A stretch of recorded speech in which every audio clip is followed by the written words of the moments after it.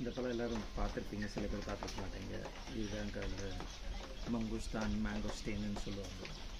இதுக்குள்ள இன்னொரு பேர் என்ன சொல்லுவாங்க, குயின் ஆஃப் ஃப்ரூட். ஏன் சொல்கிறாங்கன்னா அது அவ்வளோ டேஸ்ட்டாக இருக்கும்.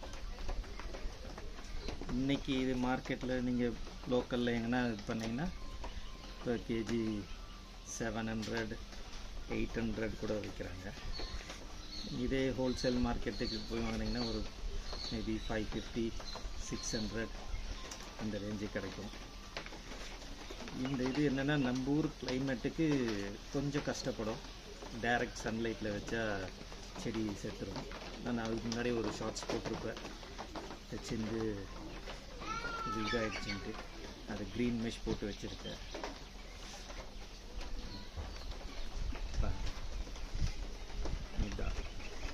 இந்த உள்ளே இருக்கிறது தான்